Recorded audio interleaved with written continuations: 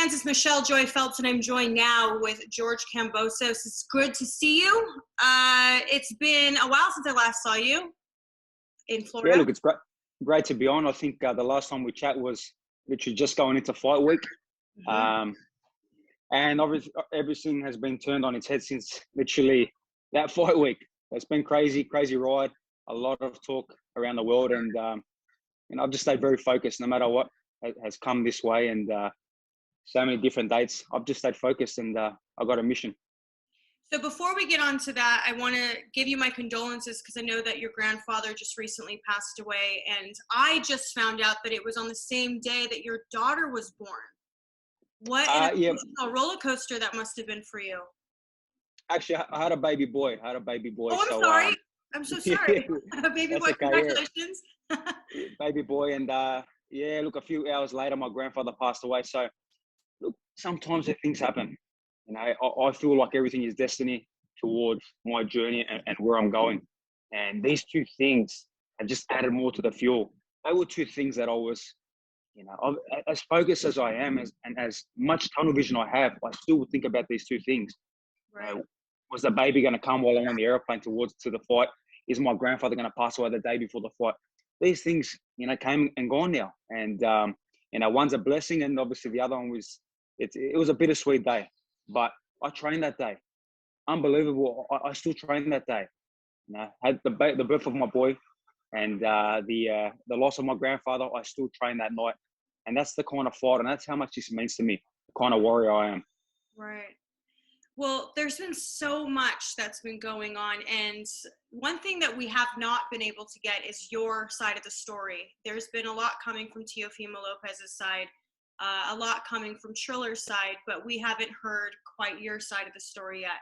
So the general consensus is that you did not want to sign off again to the date change.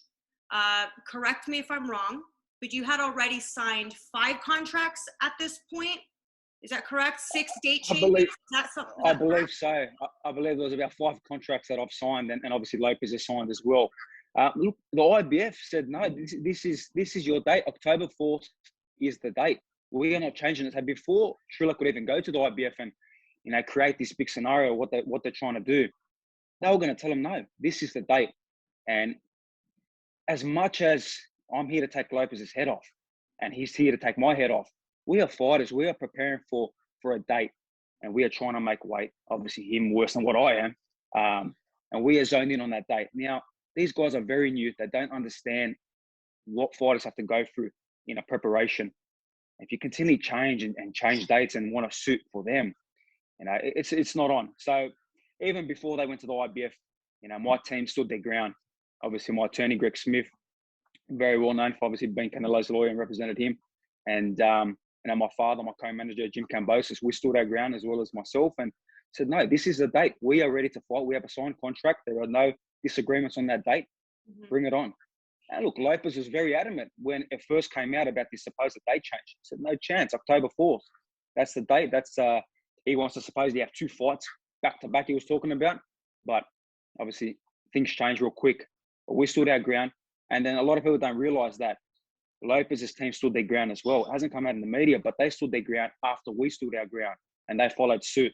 So look, it's just unfair to the fighters, and we're here today. They pretty much defaulted themselves. They didn't even let the IBF make a decision, which we knew the IBF were never going to let them do what they wanted because they had so many chances. But they actually threw in the towel and they defaulted themselves. And then obviously the IBF said, no, you're defaulted, and let's move it on. Let's give it to the Zone Boxing. And I'm just excited to be fighting on a Matchroom card. I had my biggest win in my last fight on a Matchroom show. So it's destiny. Everything's meant to be. So before we get on to that, just to clarify, it wasn't that you weren't willing to sign off on a new date. It was the IBF was basically saying, no more, we're not allowing this. No, I stood my ground as well. I stood my ground and I said, no, we are not, there's no more dates. October 4th is the date. Okay. We are sick and tired of this. And Lopez was literally the same. You have a look at them early interviews when we first started hearing about October 16th, when Ryan came out and said it on a Zoom interview. He was, no, October 4th. And obviously he changed his tune real quick. And as sad as it is, he signed a contract thinking and to his knowledge that we had signed. So he was lied to, and he signed behind his own lawyers and managers back, which he's very upset about. But it just shows, the immaturity from this kid. And we stood our ground.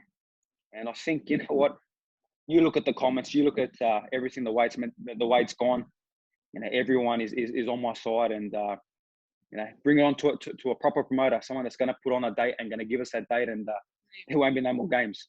George, was it true though that you requested $300,000 more to change the date?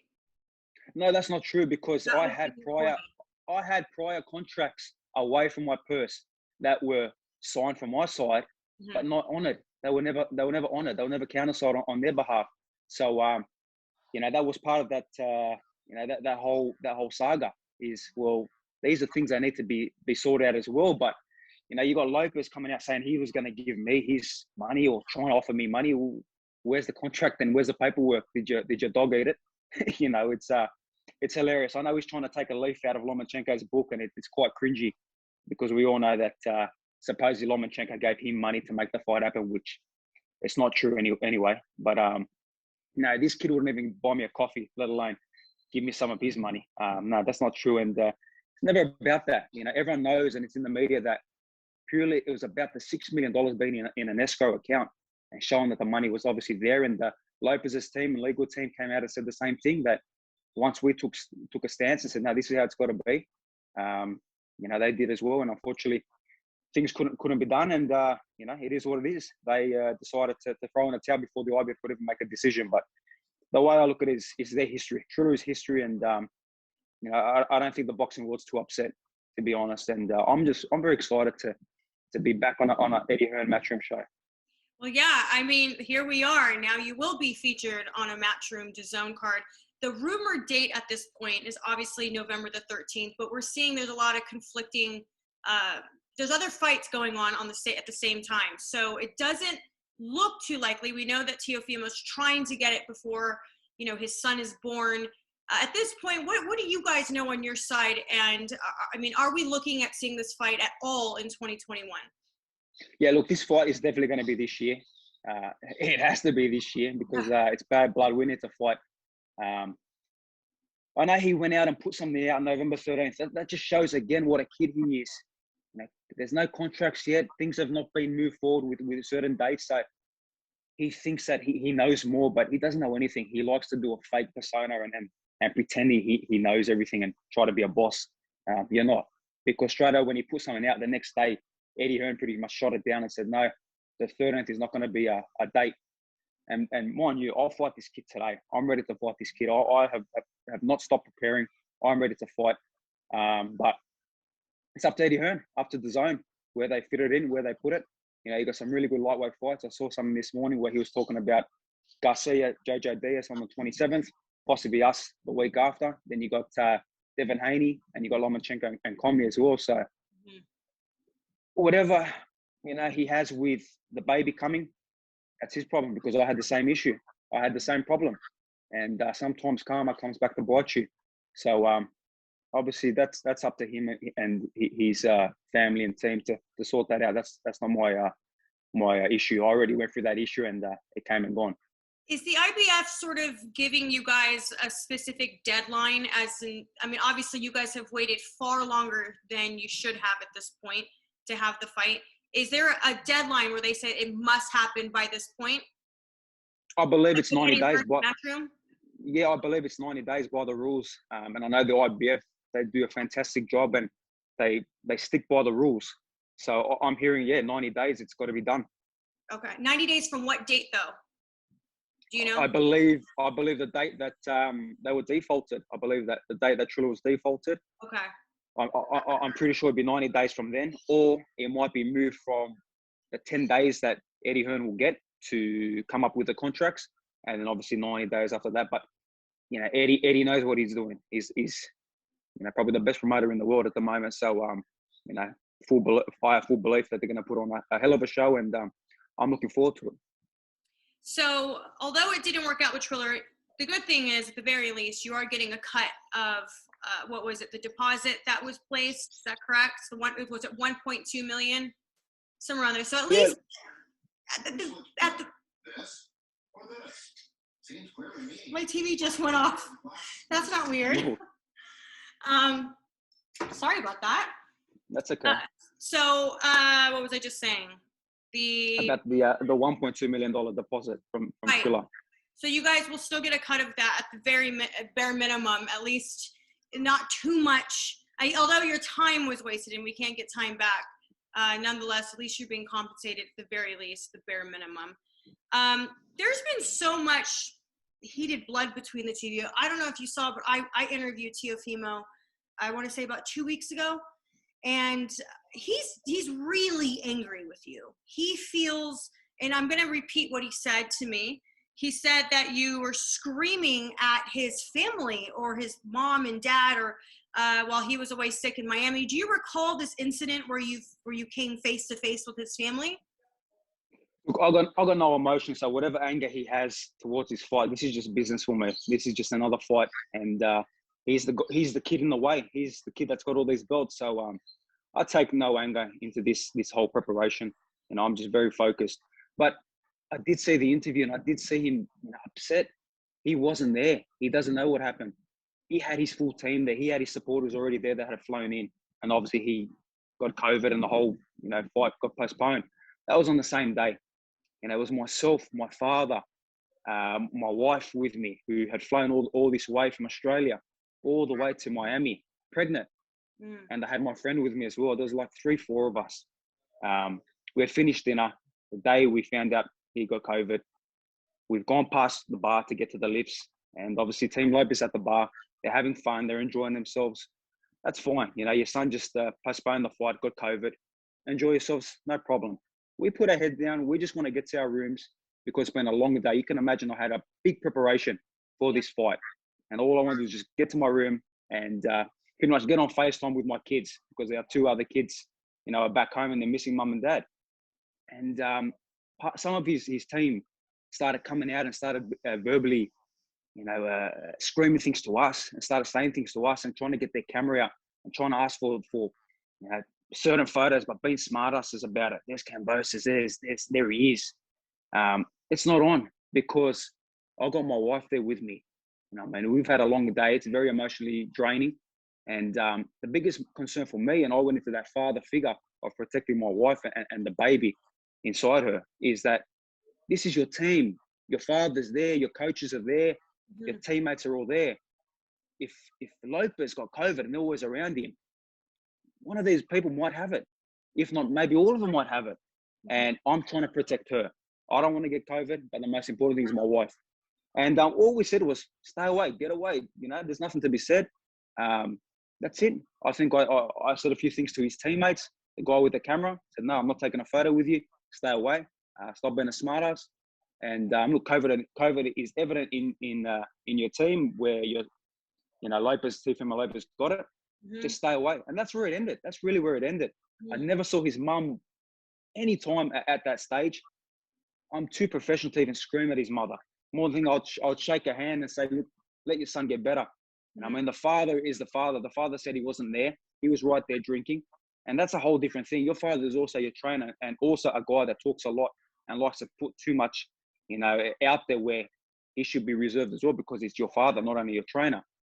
So whatever was said, it really wasn't anything to me. I've totally forgotten about the situation.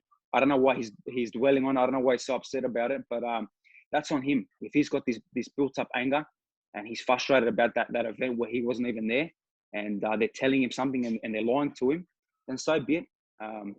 Do something about it. But I know what happened really at that time, and for me, nothing. There was nothing there. Like I said, I totally forgot about it. I don't remember where I read this. I know it was quite some time back, but did you say that you didn't believe he had COVID?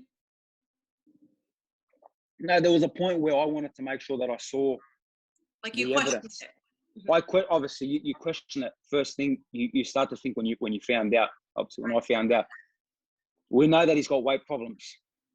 Did they start to do more research and realize how dangerous I am? That's what came to my thought. But I got a very good team very good people around me. And the most important thing was I was not leaving that hotel, and I was there ready to fight if I didn't see any evidence that he had it. And look, he had it. He's come out and said that he was full blown for nearly 2 months. Mm-hmm. So it shows that the August 14th date was never going to happen. And I was prepared to fight that day.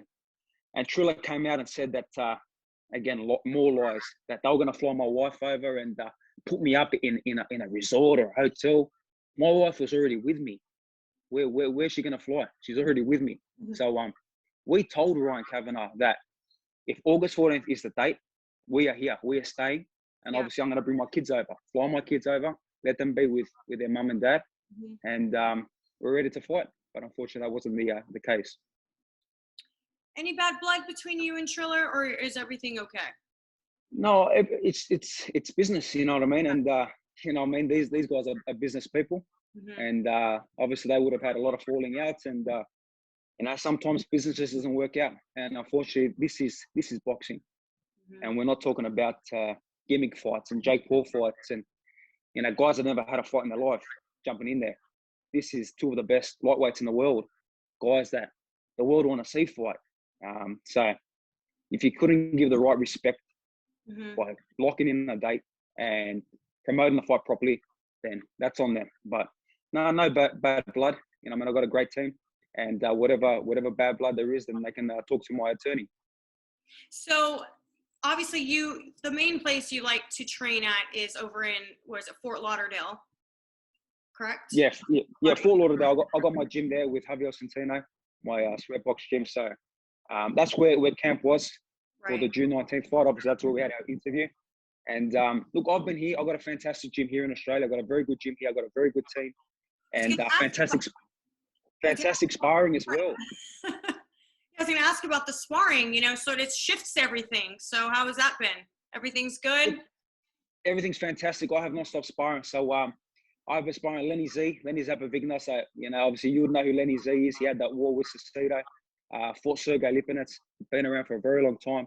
Yeah. And some other really good guys. So sparring hasn't stopped for me. I have continually prepared, and, you know, every day I'm getting better and better and perfecting my craft. You know, I just can't wait to fight. But I'm very patient as well, because I've not had an easy road, and it's been a long, hard road. So, you know, what's another month or a little bit more time? You know, I'm very patient. Mm-hmm. I mean, well, damn, you guys are patient, because this is, everyone's reporting this sort of as like a media circus. It's just how you guys have been able to maintain your cool is beyond me, given that there's so much sacrifice, like you said, and also cutting weight that goes into this. Right when you thought, the week you're cutting weight, you hear this and you're just like, really? Again? So I can only imagine. Teofimo is predicting a first round knockout over you. He's planning to do damage, as he says. Would you like to respond to that and maybe give your own prediction? Yeah, look, I don't care what he thinks. You know, most of the things he says, you know, are all delusional. You know, a lot of the things he sits there and talks about, you know, don't even make sense. So that first round, whatever he's talking about, you know, definitely doesn't make sense. So if he can do that, good on him. But it ain't gonna happen. I'm too sharp. I'm too strong. I'm too fast, and I'm fit. You know, he's begging and praying. You know, it's one round. Before June 19th, he was talking about 3 rounds, and now you're telling me you had COVID and you got the asthma, and the weight is a big problem. And you've been out of the ring for so long. Now it's going to be even quicker? No. So I'm ready for 12 rounds. I'm the ultimate professional. I'm ready for 12 rounds. So, you know, I'm there to destroy this kid and break him down bit by bit, like I have this whole preparation, mentally breaking you down bit by bit. And you're the undisputed champion, kid. You should be showing me the ropes. You should be telling me how it is. You know, my team shouldn't be standing their ground and showing you how it is. You shouldn't be obviously getting frustrated and so angry at me. I should be getting angry at you, because you got what I got. So I'm cool, calm, collected. I'm just ready to fight.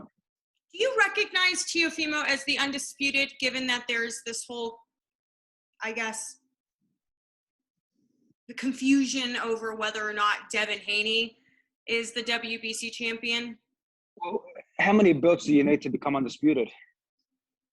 4 belts. Obviously, he's got the Ring magazine. So he's got the 4 belts. I'm paying my sanctioning fees to the WBC.